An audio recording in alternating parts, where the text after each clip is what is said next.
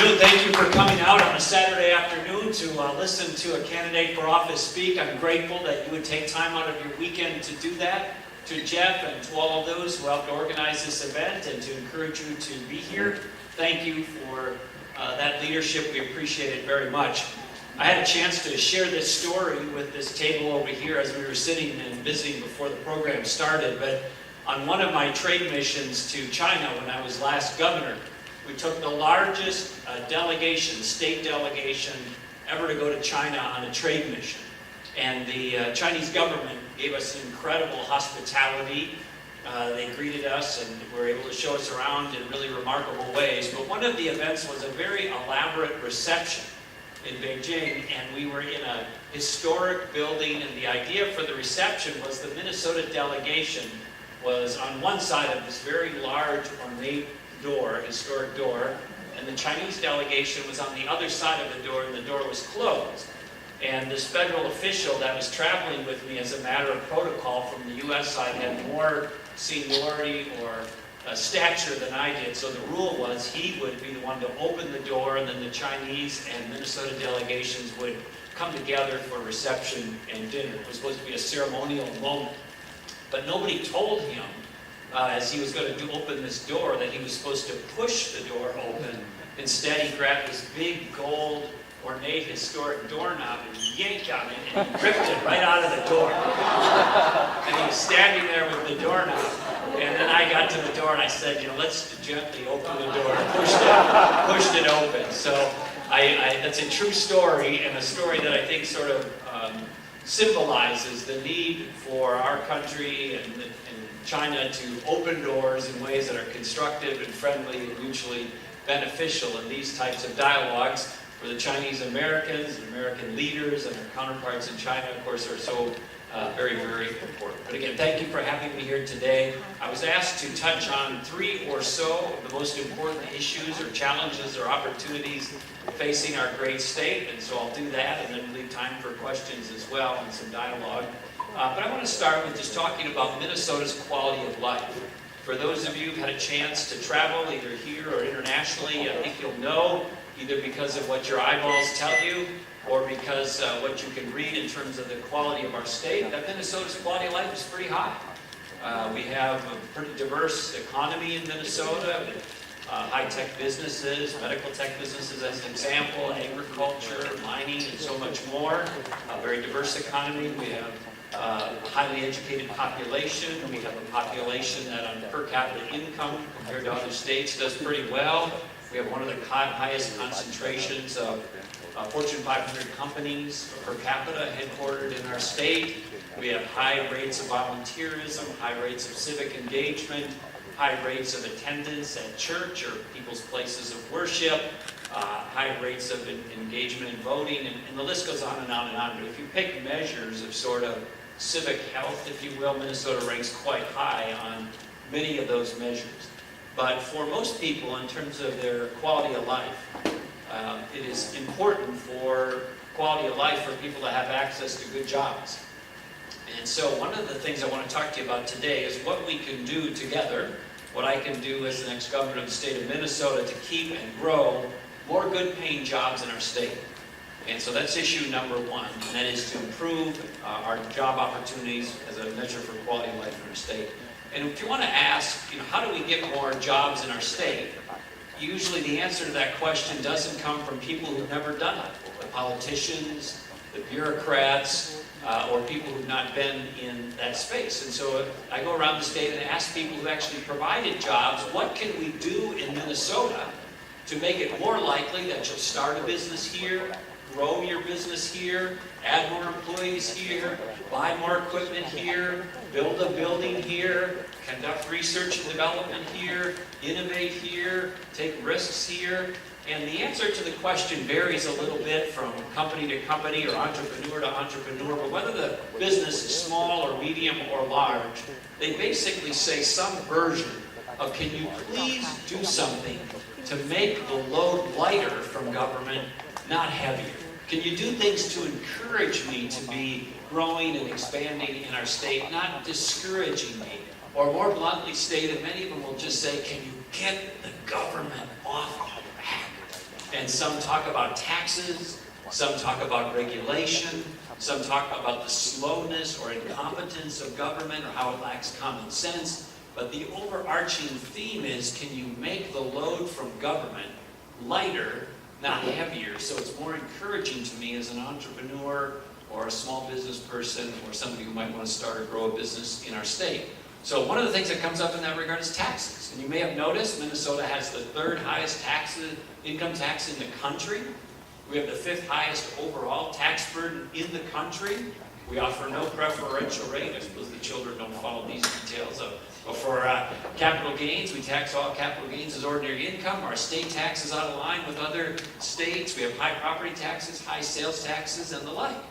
And so we have a great state, but we can't be so smug about how great we think we are that you can price yourself out of the market and not think it doesn't have an effect on where people decide to start and grow businesses. So I think we're at the inflection point, and we need to bring tax relief forward in Minnesota, and I'll do that as the next governor. So that's number one. Number two, besides having the jobs available, we have to have our citizens ready in terms of skill and education to be ready for those jobs. And we talk a lot in Minnesota and across the country about income inequality, but you know that income inequality is highly correlated to education and skill inequality. And one of the best things we can do to improve income equality in our country and in Minnesota is to improve the education and skill level of our population. The next generation that's coming up, and also for adults who may want to train or retrain for another opportunity. So we have a whole agenda around skilling up, improving the educational outcomes in the state of Minnesota. And I won't go through it all in the interest of time, but let me give you a few examples. Number one, I think you should be able to have school choice. Parents and children should be able to choose where they want to go to school based on their learning and family values, the types of learning that they would like to do. I don't think you should be condemned to a government monopoly school based on the zip code of the parents that you were born to and have that be your only choice. I think government should fully support your education, particularly at the K-12 level, but that money should go to the parents and the children and allow them to choose whatever school they want. And for many, that will still be the public schools. For some others, that might be a public charter school. For some others, that might be a private school. For some others, it may be something else. But I think opening up choice and freedom and various options in the delivery of educational services is a good thing. One size fits all is not really.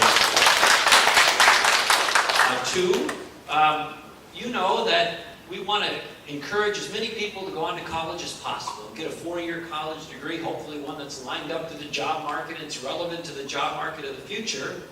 But nationally, half the people who go to college to try to get a 4-year degree don't make it, don't get the degree. They drop out. And in many cases, they drop out deeply in debt before they get the degree, and they end up in jobs that pay not as well or less than people who went to a 2-year technical or career experience. And so we don't want to discourage the 4-year college degree, but we made a mistake in the United States and in Minnesota taking technical training out of the Minnesota and American high schools. I think we need to re-celebrate and re-embrace the traditional technical fields, electricity, carpentry, plumbing, skilled trades, but also the new kind, medical technologists, mechatronics, people who are involved in cybersecurity at a less than 4-year degree. There's tremendous career and educational opportunities that are available for 2-year degrees where students can get through faster. It's more affordable. In these cases, they're almost always guaranteed jobs, and in many cases, they pay more than the jobs that are available to people who tried to get a 4-year degree and didn't make it. So bringing technical and career opportunities as an option into the high schools and into our 2-year colleges back in a modern way is really important. 3, I love our teachers. I hope you do too. They work in difficult environments. It's not easy to be a teacher. They are not overpaid. But I also want to make sure that we attract the right kind of talent to teaching. And so as you think about the kind of talent we need, you want chemists and physicists and biologists and people who are advanced mathematicians and others to come in and teach, we need to make sure that we pay them in a professional manner, both in terms of the level of pay, but also in terms of the value of the pay. Right now, if you go to a public school, teachers get paid on a grid. They get paid on just seniority, how many years they've been there, and what certificate or degree they have. It's a little grid, which is fine, but you could be the greatest, hardworking, most impactful teacher who's teaching physics, and you get paid the same, potentially, as the gym teacher who's teaching kickball, out on the playground. We want to make sure that we're able to professionalize teacher pay so that our most in-demand, most effective teachers are paid more. Because, after parents, the number two determining factor after parents of how a child's going to do in school is the preparedness and effectiveness of their teachers. And having a program around making sure our teachers are prepared, trained, and professionally paid is really important. That's something I'll be focused on as governor as well. There's more in the area of education reform, but we need to fund our schools, but we also need to hold them accountable for better results. And as long as I'm on education, let me just discuss this data disaggregation issue that was brought up earlier. I think the level of detail that the state is imposing in terms of that data collection is ridiculous. I think that law needs to be rescinded and reworked to make sure that it is not raising the kinds of concerns that Jeff mentioned in his introduction, and I'll work with you to make sure that that happens.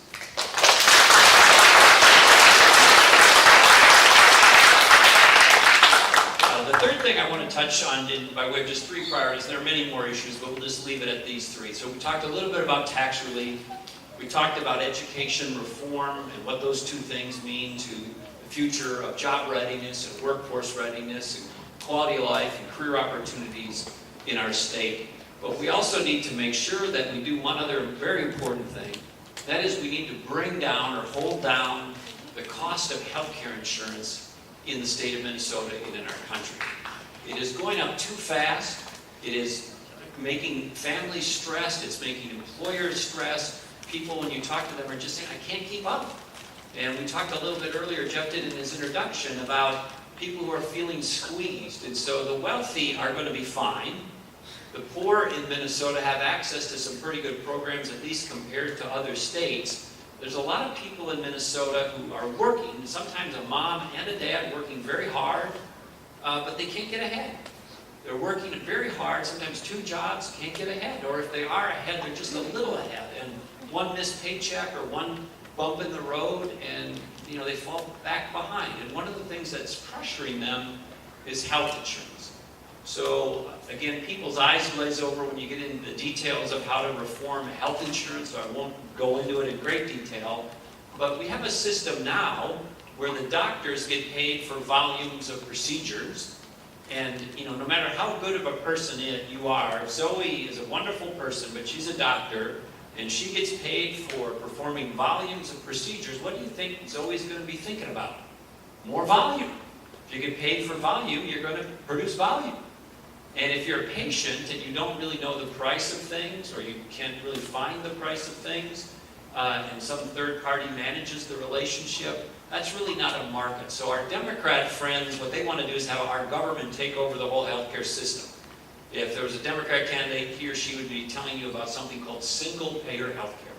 And what they mean by that is they want the federal government or the state government or both to take over all of the healthcare delivery system. I think that's a really bad idea. Most of what our government runs, they goof up.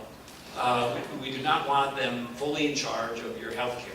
So I want patients and doctors to be in charge of healthcare in a market where doctors can be rewarded not just for volumes of procedures, but for better healthcare outcomes. We want patients to have prices available right away, up front, rather than a month after the fact. If you go to the grocery store, if I stop at the Cub on the way home from this meeting, and I grab a gallon of milk, I can see the price right on the dairy case. I don't take the gallon of milk home to my house in Egan and then wait, and then a month later in the mail, a bill comes for the gallon of milk, and I'm surprised by the price of the milk. And then I don't get a separate bill after that from the dairy farmer who milked the cow. And I don't get a separate bill after that from the person who drove the milk to the dairy. And I don't get a separate bill from the person at the dairy who pasteurized the milk. And our healthcare system is ridiculous. You get bills a month or later after the service. You only then realize the price. A lot of times the price isn't even what's listed there because your insurance company or somebody else has cut a side deal that is the real price they're paying. And then you get a different bill from the anesthesiologist, a different bill from the doctor, the hospital. It's really quite confusing. So if Zoe is my doctor, we want to require her to tell me up front what the price is. Real simple, at least with things that are going to be schedulable and predictable. We want to pay her not just for how many procedures we're performing, but for making people better, or better quality outcomes. And then I want to give me a incentive to use the system wisely. So if I'm going to get my knee replaced and Zoe says, all in, I'll do that for $30,000. The whole thing, $30,000. All the tests, all the preparatory meetings, all the blood tests, the surgery, the post-aftercare, $30,000. And if Yi is also an orthopedic surgeon, and she says, wait a minute, before you go to Zoe, I'm just as good as Zoe, here's my quality measurements, I'll do it for $20,000. And I'm like, well, I'm going to Yi. Because they're the same in quality, and Yi's $10,000 cheaper. I'm going to Yi. And so if I choose to go to Yi and I just save somebody $10,000, Yi and I should split that $10,000.